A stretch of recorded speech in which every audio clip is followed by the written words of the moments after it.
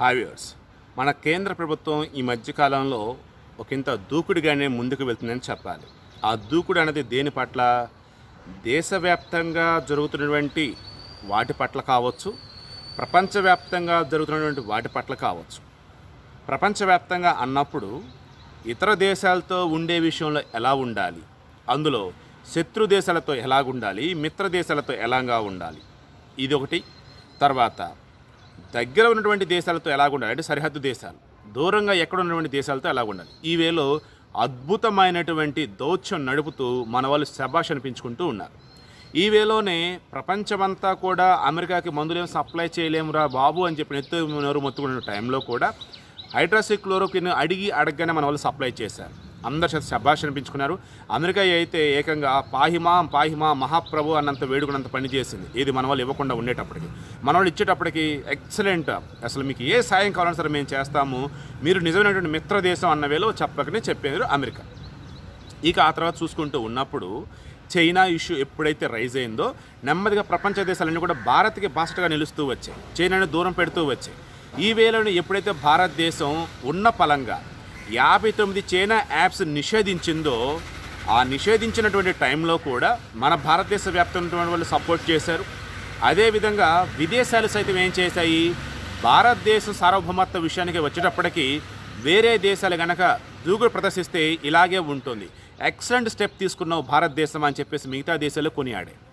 ఇదే వేలో ఈరోజు వచ్చేటప్పటికి భారతదేశం ఏం చేసింది, శత్రు దేశాలే కాదు, మిత్ర దేశాలే కాదు, ఏ దేశమైనా సరే ఈరోజు ఉన్నలాగా రేపు ఉండరు, రేపు ఉన్నలాగా ఎల్లుండి ఉండరు. కాబట్టి ముందు నుంచే గనక మేము గనక జాగ్రత్త గనక వహించినట్టయితే మమ్మల్ని మేము కాపాడుకోగలము. ఏది, మా డేటా అనేది ఎదుటి వాళ్ళు తీసుకెళ్లకుండా, అదేవిధంగా మా భూభారత భాగాలని ఆక్రమించకుండా, లైక్ ఈవేళ అన్ని వర్షన్స్ ఉంది. ఇప్పుడు చెప్పబోతున్న వర్షన్ ఏంటి అంటే సెక్యూరిటీ వర్షన్ అనమాట. ఇది ఏంటి, చైనా యాప్స్ నిషేధించే ప్రధాన కారణం ఏంటి, మన వాళ్ళు చెప్పింది డేటా అన్నది వాళ్ళ దగ్గర ఉంటుంది, మన పర్సనల్ డేటా కూడా అనేసి. ఈ వేలోనే చైనా యాప్స్ అయితే ఒకటి, అమెరికా యాప్స్ అయితే ఒకటి అని చెప్పి చాలామంది క్వశ్చన్ రేస్ చేశారు. ఈ మూమెంట్లోనే ఈరోజు కేంద్ర ప్రభుత్వం ఒక డెసిషన్ తీసుకుంది. ఏంటంటే గూగుల్, అమెజాన్ ఈ రెండు కూడా అమెరికా బేస్డ్ అనమాట. వీటికి సంబంధించి ఒక ఈ కామర్స్ పాలసీ అనేది ఇంతవరకు మేము లేదు, కాబట్టి ఇప్పుడు ఈ కామర్స్ పాలసీ అనేది తీసుకొస్తున్నాము. నాట్ ఓన్లీ అమెజాన్, గూగుల్, ఓవరాల్గా దేశంటువంటి ఎవరైనా సరే ఈ కామర్స్ పాలసీకి అనుబంధంగానే ఇక్కడ వ్యాపార కార్యకలాపాలు నిర్వహించాల్సిందని చెప్పి తగేసి చెప్పారు. ఇక ఇప్పుడు ఈ అమెజాన్ అండ్ గూగుల్ వాళ్ళకి ఏం చెప్పారు అంటే, మీ దగ్గర ఉన్నటువంటి కస్టమర్ డేటాబేస్ అసలు ఏంటి అదంతా కూడా మాకు ఇవ్వండి.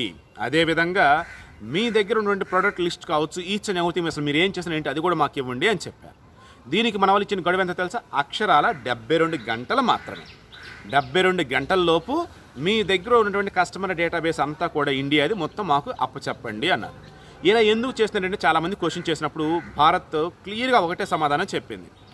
మన భారతీయుల యొక్క డేటా వేరే దేశానికి వెళ్లకుండా ఉన్నది ఒకటి, సెక్యూరిటీ పరంగా మన దగ్గర ఉన్నటువంటిది ఏదైతే ఉందో అఫీషియల్ అనేది వేరే వాళ్ళకి షేర్ అవ్వకుండా ఉన్నది ఒకటి, అన్నింటికి మించి డిజిటల్ లావాదేవీలలో మోసాలు ఎక్కువ జరుగుతూ ఉన్నాయి. ఈ డిజిటల్ లావాదేవీల్లో మోసాలు అన్నదాన్ని అరికట్టడానికి ఒకటి, అండ్ కస్టమర్ డేటాబేస్ అనేది వేరే చోటకి తరలిపోకుండా ఉండడం ఒకటి, మన పర్సనల్ సెక్యూరిటీకి సంబంధించి ఏదైతే గోప్యత పాటించాల్సిన విధంగా ఉండదో దానికి, ఇవన్నీ కలగలిపి ద బెస్ట్ వేలో, పాజిటివ్ వేలో మేము ఇక్కడ స్టెప్ తీసుకుని చెప్పేసి కేంద్ర ప్రభుత్వం చెప్తూ ఉంది. ఈవెన్ నాకు కూడా పాజిటివ్గా ఇక్కడ స్టెప్ తీసుకుని స్పష్టంగా కనిపిస్తుంది.